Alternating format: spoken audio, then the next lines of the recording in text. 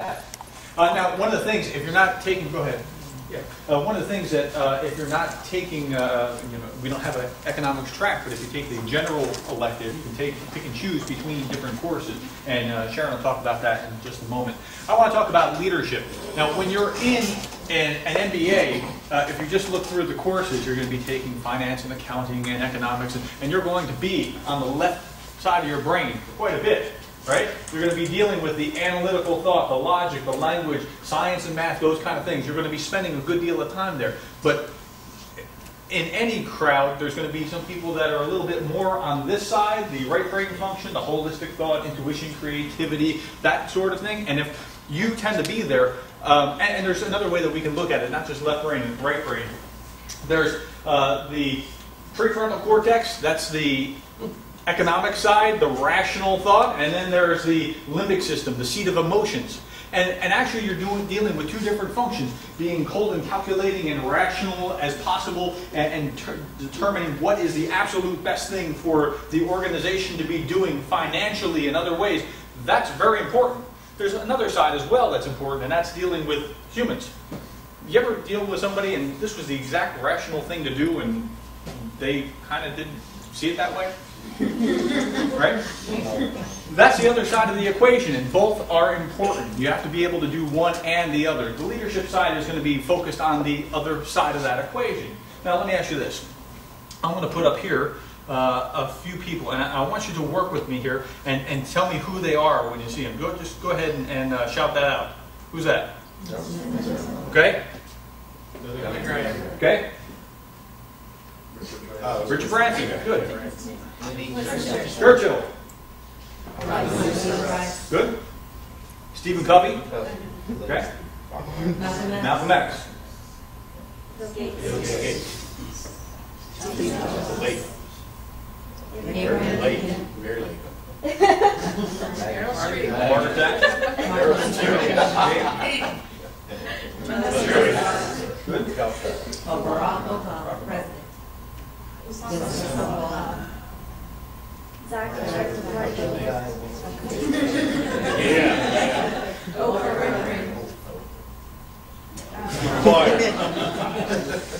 Warren Buffett.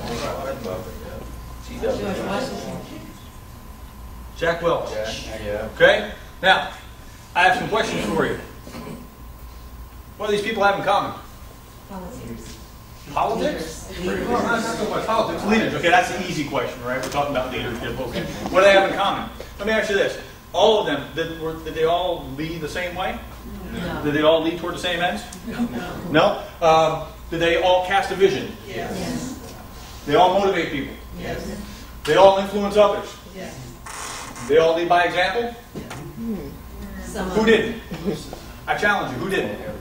Every one of them did. Now, leading Al-Qaeda is a little bit different than leading, say, something else, right? But did Osama even lead by example? I mean, I'm not saying that's a good thing. Sure he did. Okay? Did they advocate change and move us from this state to the next state? Moving from one place to a better future? Well, I don't know about better. Well, better as they define it. A different future. Yes, a different future, yes. Okay? Did they know themselves? Okay? Did they empower subordinates? Yes. Did they have a relationship with their followers? In almost every case, they all did the same kind of thing. And leadership is something that can be taught. Right? And that's what we want to do in the leadership track, is teach you how to deal with this side of the equation. Yes, you need to know your economics and your finance and your accounting and all the other business functions, but that's what we want to do in leadership.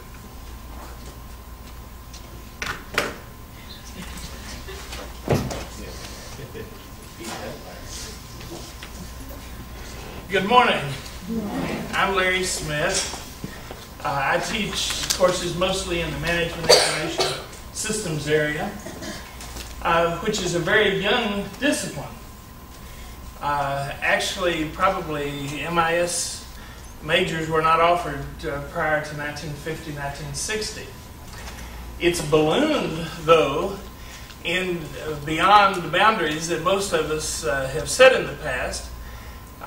For example, the web has caused us to use information systems on a minute-by-minute basis where we didn't even think about that 50 years ago. So My background, for the most part, is in information systems in various ways, although my undergraduate degree is in theology.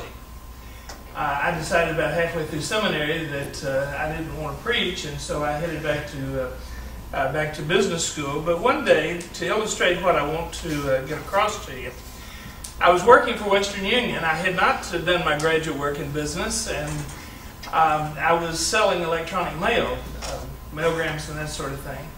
And my Connecticut Yankee boss stuck his head in the door and he said, "Can you sell satellite?" So I smarted off and said, "Well, if it can be sold, I can sell it." By the end of the day, I was the district manager of satellite and special systems with a degree in theology and the knowledge of how to sell email. So I went back after my boss left for the day, and I hired the gentleman who ended up being my business partner later on, who's an engineer, to tutor me and teach me how to spell satellite. In today's world, something similar to that could happen to you. You could find yourself in a situation where managing the information systems function could be the most lucrative opportunity available to you. Now, what we're offering here in the MBA program at Charleston Southern is an opportunity to learn how to manage that function. We are not trying to make computer programmers out of you. But when you study management information systems closely, you find out that actually the only major change in concept that we have made since the days of managing information with 8.5 by 11 cards is that we now do it with computers. And it's much more flexible. But there are certain principles of managing those systems that are fairly constant. So we approach this that we're taking people who have interest in other areas of business who may need, for professional reasons or for just personal preference, to move into information systems, and we teach you those principles. Here are the courses that we offer. Database design and management concepts.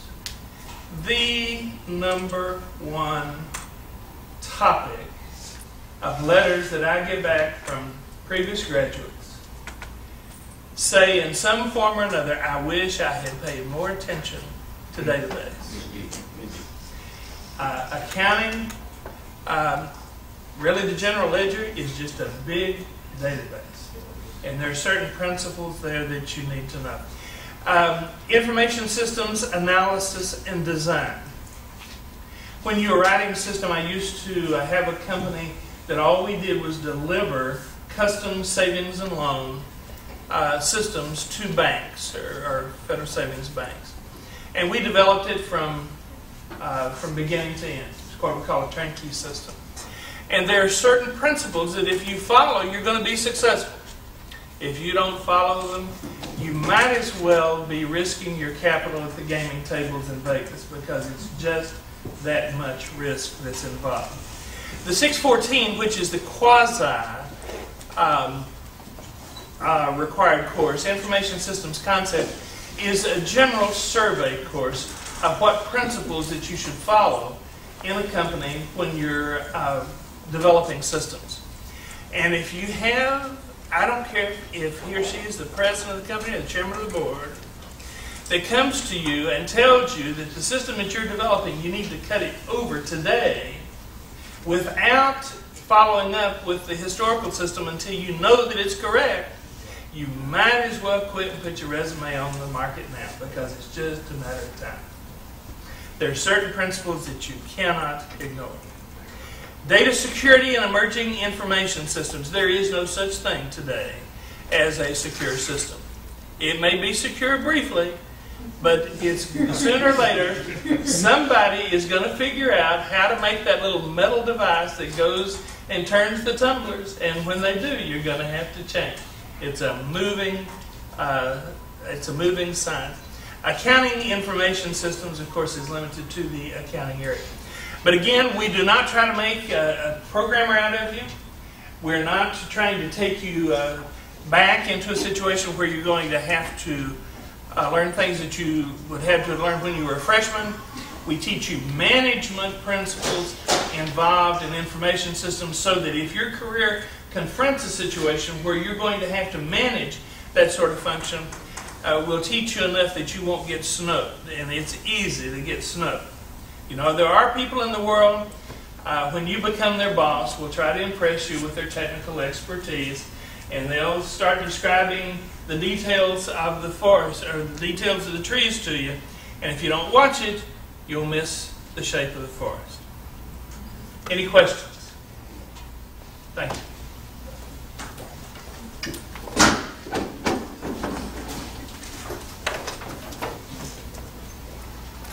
Understanding Dawson, you're back up.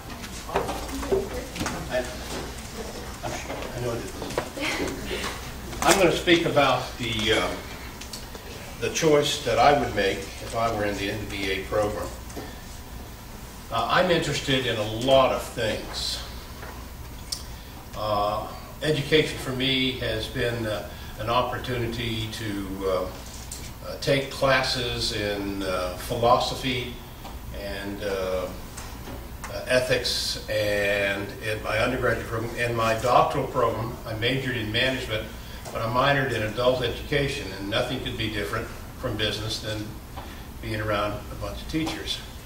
And we both, all of us, had a chance to grow together. And so I have a wide variety of interest and a real thirst to know more. If you're like that, then you may be a candidate for what we call general management, a chance to grow in a variety of areas.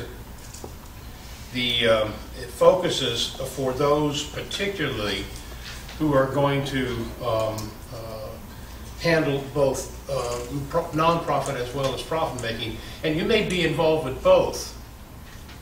We have MBA students that are involved in a profit-making organization as part of the work that they do, but also donate their time and energy and effort to nonprofits.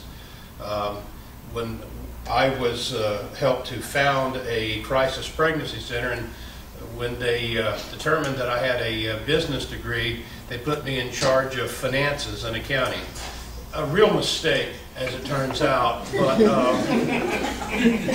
but at my church, I have a chance to work on the Human Resources Committee, the Personnel Committee, because they assume that I know something about organization. I was recently served on a team of people that revised our bylaws, again, because they thought I was organized and could help. For most of us, our success, the success that I hope that you have, will take you beyond the arena of your technical competence. That is, if you're good at accounting, then it may very well be that you'll have a chance to lead, to manage accountants and others. If you're in engineering, we already have, somebody mentioned they had an engineering degree, now they're getting an MBA, and that's because above the level of doing engineering is the level of supervising and managing engineers. And that would be true in banking. It's true also in nonprofit organizations such as education. We are, of course, a nonprofit organization here at Charleston Southern University, but we have many, many people who serve in administrative positions and executive positions.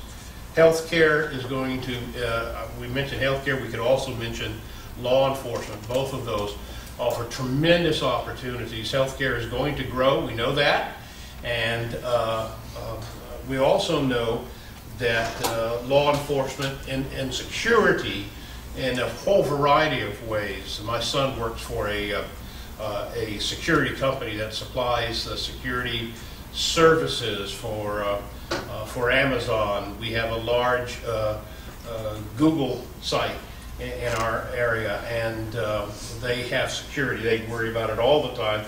Both, of course, data security, but also building security. And my son, in the work that he does, they have machines, they do print on demand, and the machines that are used are $5 or $6 million machines. They're not just personal copiers. And so they're very interested in security procedures. Everybody has to have a tag. Everybody has to, they check on doors, and they check on procedures. It's a complex job. Well, somebody has to manage. If you talk to my son, he eventually wants to become a general manager at a site and then move on beyond. He has an undergraduate degree in criminal justice, which they find attractive. But I'm suggesting that many of us manage in areas that we might not even have imagined when we first began our careers. So general management, again, you can stay as a accountant and move up in some ways. You can leave. Of course, I was teaching this summer. I had, out of a class of 12, I believe that 6 of them indicated to me that it was their intention, they were getting an MBA to leave their present organization. I think one stated it, that she hated her job, even at the time that I believe the company might have been paying her to get an MBA. I rather liked that. Of course, it was an ethics class, and so maybe I should have found some problem with that, but somehow I didn't. I somehow applauded that. And some of you are going to begin your own businesses. The growth that is going to occur in the future will be with smaller companies. And many of you will have opportunities to ask yourself, can I do it better? Can I, whether that would be creating a company out of thin air, or whether it is to do franchising. There are great opportunities to run your own business. So, Rachel, we're going to have a break here, but you're going to tell us a few other things about what to expect after the break, so that we'll come back after the break. So, there's still tons of food. You guys want to get more of that. Use the restroom, all that kind of stuff. We're going to meet back. We still have someone from library services. Okay, we're going to get started. Have a seat. Okay, I asked the librarian, the head librarian here at CSU, to come down and introduce. Come on and get started. Come on and have a seat, folks. I asked the head librarian to come in and introduce us to a quick tutorial of what we can use in library resources, and she graciously accepted, and I am very grateful, because this, as a professor, this will be very, very helpful to us in the classroom, that you know what you're doing here, and so I'll turn it over to Sam. Good morning. I can't really teach you everything there is to know about the library in a few minutes. What I do want to do is talk about the options and the services that are available to you. By the way, the person who was talking about IRS, wanting to work for the IRS, my husband is an ex-IRS field agent. He has a great story about going out to audit a crop duster and ending up in the plane. I think he was kind of on the downward spiral after that, but it's an interesting story. This is the library's webpage, and I will tell you that all the campus web pages are under revitalization. So you may log into the library's webpage, and things may look different, but the ingredients are going to stay the same. First thing I want to ask you, how many of you have ever paid for an article from a publisher's website for any reason whatsoever? Don't do it. You will be tempted when you get into your program. Professor gives you an assignment, says you need articles on whatever. Don't buy anything from a publisher's website. The likelihood is we've already paid for it for you. We've already vetted the proper resources and made them available through our webpage. First thing is books through our catalog. Larry Smith was talking about the importance of databases. What libraries are these days is primarily a collection of databases. Our online catalog is a collection of records of the books we provide for you. The very first link under resources is find books.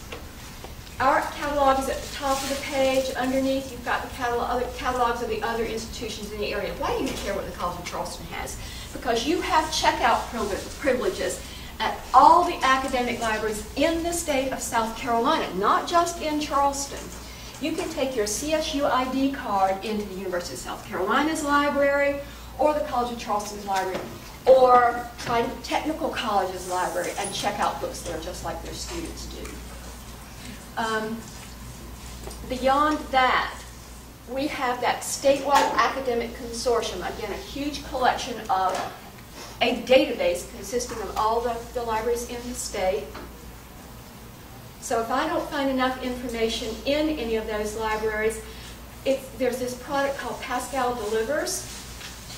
It lets me cross-search all the academic libraries in the Charleston area. We have a courier service that runs 3 days a week. We'll deliver materials here from any of those libraries anywhere in the state. We're about to go to a 5-day-a-week delivery service. This is just for books. And I know, and you know, that a lot, probably, I started to say a lot, most of the research you will do throughout your academic career, whether you're in the undergraduate program or a graduate program, is really not going to be book-based. A book is a wonderful source of information, but it's dated. It's limited. Once it's published, the information is frozen in time. Most of what you do is going to come from the journal literature. Let's see if I can get back there. Let's see if we can move on to the journal literature. We also, by the way, offer reference assistance from outside the library. We have an Ask a Librarian email service. We do live chat at the reference desk where we provide that service from about 8 o'clock in the morning until 10 o'clock at night. There's some subject guides, some other information there. But this database is by title. There is a database by subject. We've moved from books now to articles. And there is one for business. We've got some generic databases. We're looking for articles. I'm going to point out about 3 primary things for you. The most useful one for you is going to be this one called Business Source Premier. Why? Notice that little EBSCO host parent over to the side. Business Source Premier is provided by the company called EBSCO, and they are one of the largest information providers in the world. EBSCO, if there was a monopoly, EBSCO was on its way. Somebody ought to investigate that. I had somebody tell me recently there are really only 5 major publishers left in the world. They just keep trading off in pieces of each other back and forth. But EBSCO's pretty blatant about it. They're just buying up other companies right and left.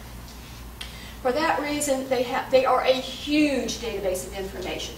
They have proprietary rights to the online edition of Harvard Business Review, the only company that can provide the contents of Harvard Business Review.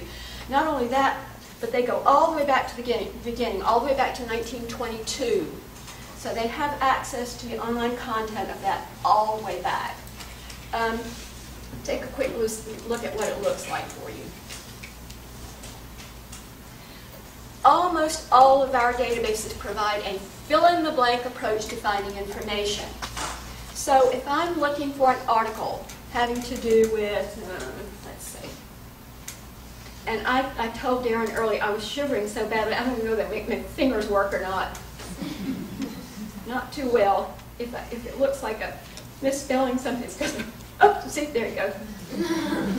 I just can't not do it. If I'm looking for something on the Consumer Price Index, for instance, and I'm not specifically interested in just that, I want to narrow that. This is called a Boolean approach. You don't have to know that word. But when I'm combining terms, I'm making my results narrower and narrower and narrower the more information I give the computer. So let's say I'm interested in inflation and the Consumer Price Index. Not everything I find in all the databases will be full text on the computer where I can read it, but a lot will. I want to limit it to just full text. See that little box right there where the cursor is? Now I'm going to do search. These are the articles I've pulled up, 3,822 of them. They're in order by relevancy ranking. The computer is saying, okay, I've got these two concepts. What is ranked most heavily when I try to combine these things? That may have to do with where the words appear in the title, how they appear in the article, how many times they occur. That's how your relevancy ranks. Down underneath, there is a link to to PDF full text. What does that mean? PDF. It means that the article I'm pulling up is going to look more like a photocopy. It preserves all the original formatting.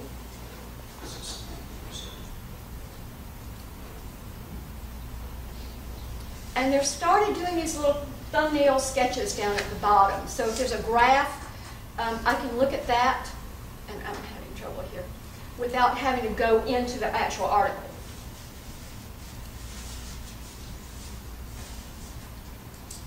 Notice the toolbar on the far right. You have print capability. The envelope is, what do you think? Email. You can email the articles to any email address from any email address.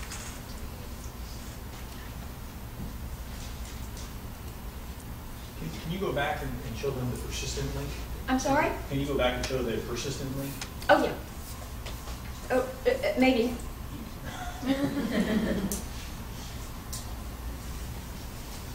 I'll just do the one topic.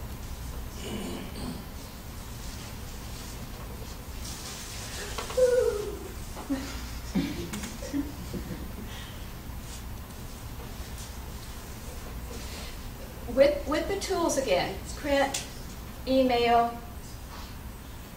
cite, export, and the permalink. That is the link where if you cut and paste that one, you'll come back to that same article every time.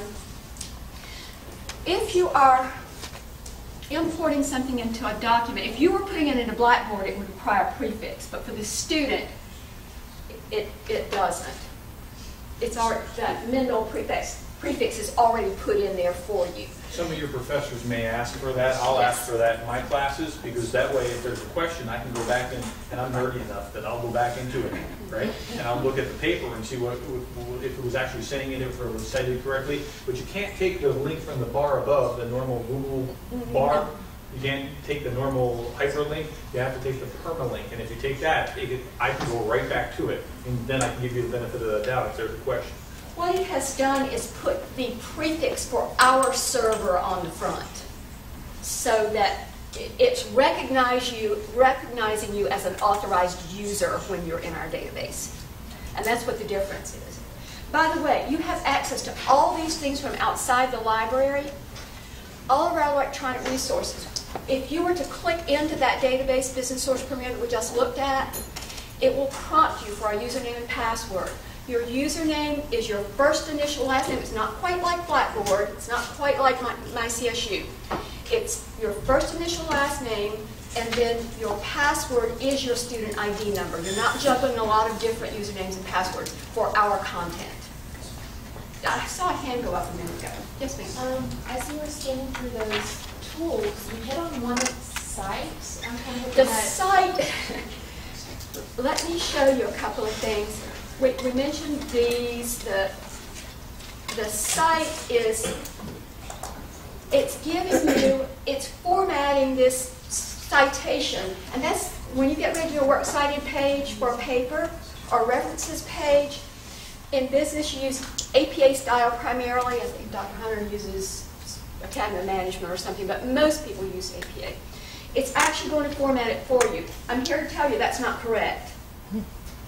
Because in the online environment, things get reformatted. It's a good place to start, but notice it doesn't have any indentation. Things just get scrambled in the online environment. I would start with this, but it's going to be up to you to go back and clean it up. Yeah, that's a good point. Every so often you'll see that they'll have improper capitalization in the titles or something along those lines. Exactly. It's not perfect, so you can't just rely on it. You have to understand how it works. It is a good starting point, though, and it may save you some time in the long run.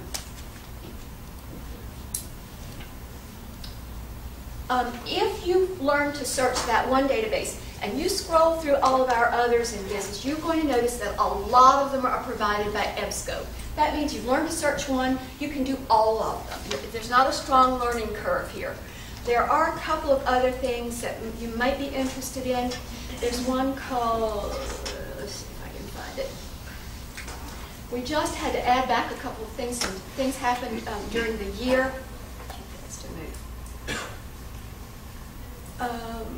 This one, Business and Company Resource Center. That's a great source for financial information. If you're interested, let's see, I can put in and make my fingers work again. My son works, oops, I told you, for a big company in Georgia. They write the computer code for MasterCard and Chase Manhattan and all those people. I'm interested in some information on this financial information. You'd be surprised how many times I use him. You probably would hate it. Here's a little bit of capsule information. Notice the tabs at the top. Watch for tabs anytime you see something like that. I click on Financials, and look what I've got. The balance sheet, cash flow, and the financial ratios. It's a great source of information for financials. Please don't get me out. Oh, I knew it. I'm out. What I want to do is spend just a minute talking about a couple of others, because I'm at my stopping point anyway. Wall Street Journal. We have a database for the Wall Street Journal. It's not a scannable copy. It's not a digital copy. If you need today's issue of the Wall Street Journal, we have it in paper. But go to the Wall Street Journal's website. They'll let you read all of today's stuff. What that is content. So it's not like scrolling through every page.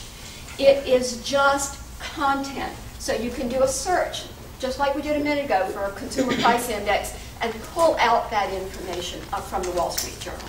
So what I want to do is stop and let you ask questions at this point. Yes, ma'am. Seeing all those different resources we have access to, for those of us who like to be a little more old school and highlight things and kind of rework things on paper, do we have printing privileges anywhere in the library? Every place on campus has printing privileges. As a student, you have a print account. When it comes to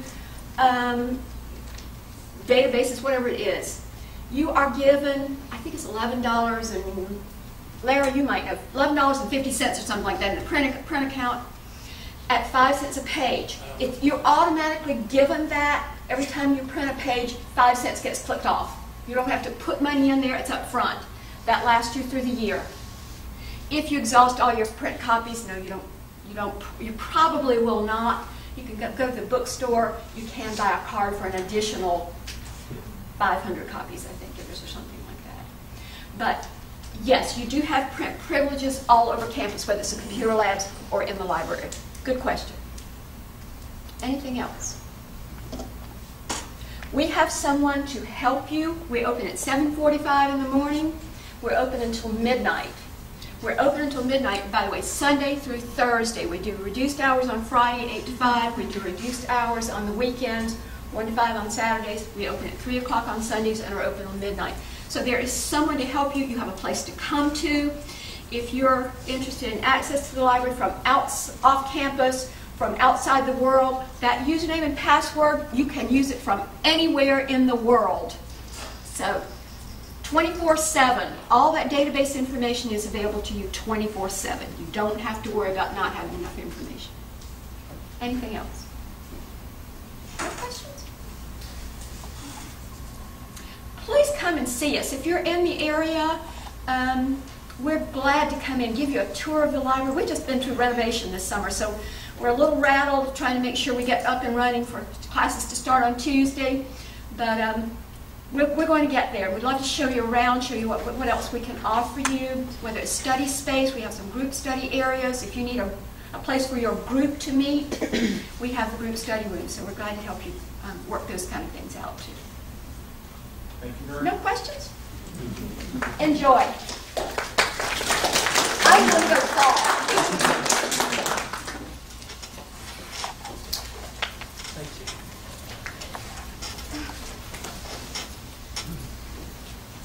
Dr. Garrett has just assured me that I could talk as long as I wanted to, so get comfortable. I think I got the message We right. have to be done by 12, so you can leave as soon as he's... I do want to say this, though. I really appreciate Sandra and her staff over there. As a member of the MBA program, you will be eligible for a free copy of Microsoft Access 2010, Microsoft Visio 2010, Microsoft Project 2010, and if you want it, the Visual Studio, which is used for programming in Visual Basic and C#. And if you are interested in those packages, just feel free to email me. We distribute that through the library. You can just go pick up an installation disk at the reserve desk, install it, email me for a copy of your software key and install it. So that's a free benefit that you get as a part of the program. Now, I want to talk to you about something that's really very easy, but it has caused incredible problems in the past. I think we're getting control of it now. I think what caused it is that as the internet progresses, we feel this sense of entitlement that we can go and take from the internet virtually anything we want to take from it without attributing it to the source, and everything will be okay and it will be acceptable. That is not what happens in the academic world. Now, I can tell you, I've written 11 textbooks, and it's incredible the amount of effort that you have to go through to write a book. But one thing that I had to do on every book that I wrote is that I had to contract with the publisher that I did not plagiarize. I did not take material, either in concept or word for word, from other sources without giving proper attribution or proper credit. Because in that world, you can find yourself in court. People suing because you used their intellectual property. Now, intellectual property should be very important to you, and I promise you it is to our MBA program. Because it is that intellectual property that gives us the leverage to do things that underdeveloped countries cannot do. You will have opportunities because of intellectual property that you wouldn't otherwise have. Where in the world, besides in a free country such as the United States, can you go and write materials for publication, and now with the internet, self-publication, where you can know in just a few minutes the acceptance that your material is going to have in the marketplace, and automatically be given copyright to it, where you have the privilege, copyright, trademarks, patents, where you get a head start in delivering those products to the market. But now there are certain responsibilities that you have, and again, this is so simple. The net of it is just don't copy from other sources without putting quotation marks around it. Now, I was just floored this last semester. I give my students an opportunity to turn in their research paper 3 weeks early, and I will go through it and correct it and give it back so they make the corrections before it's graded. I do that because I think there's enough ambiguity when you have a new professor that it's beneficial to both of us for the students to have an opportunity to see what I'm going to say the first round through. But I got a hold of one paper, and 40% of it was copied word for word from other sources. So I didn't even grade it, just sent it back to the students, said 40% of this is copied from other sources word for word. Here's the Turnitin solution. It's color-coded. All you have to do is go look at it and see where you copied. And then I get a letter back, or get an email back from the student 5 days later saying, well, I think I fixed it. Would you go through and check again and see if I've copied? I said, this is not rocket science. You either copied or you didn't. Do you see what I mean? This needs not to be something hard. I promise you that God created you as a unique person. If you write your material, the source material, there is no one else in the world that's going to duplicate that material by chance. There is no plagiarism by accident. Okay? So please, please take this seriously as we do. Now, here's how seriously we take it. On campus, if you appropriate the work of other people without giving proper credit, it's stealing. Because our ideas and our writing is that intellectual property that we trade. That's our stock in trade. Okay? Am I coming across? Is there anything really hard about this so far? Okay. Now, and we expect you to treat intellectual property of whatever kind, whether it be a copyright, whether it be a trademark, whatever, as the same way that you would treat your personal property. I doubt that many of you would be very pleased if I went out and took a baseball bat to your front windshield. Would you? Well, please take the violation of the ownership of personal property just as seriously. This is all about academic honesty. Be forthright. Be transparent. Okay?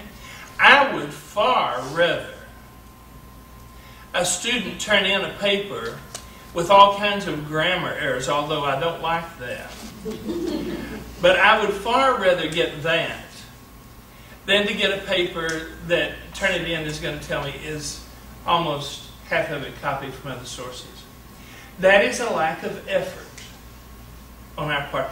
That is a lack of taking the time to write in my own words that which I've researched, so that the professor will know whether or not that I have mastered the material, and will know whether or not additional instruction needs to be done on that topic.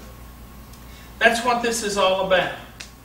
And now, there are very few original ideas left in the world.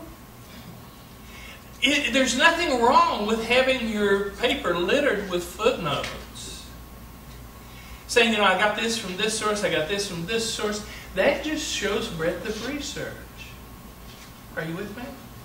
Now, if you do that enough, you'll start developing a talent where, who knows, there may be someone in this room that comes up with a brand new idea that resembles the success of the iPod or the iPad. Who knows? We have a graduate over in another part of town that came up with the idea of communicating HR information over the internet instead of having to go to the HR office to fill out a W-4. He's getting wealthy, and God bless him, because he came up with that idea, and it was that idea was conceived right here in the classroom at CSU.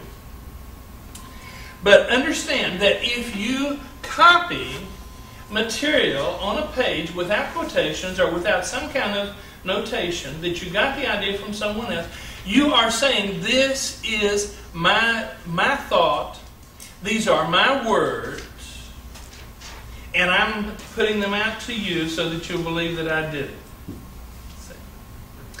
Now, there are ways of presenting a paper. And we have a writing center here on campus. It's over in the NH building.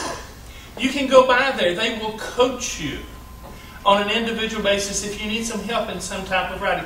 They will coach you in the use of the APA style, or the Turabian, the University of Chicago style, which I favor, or the MLA style.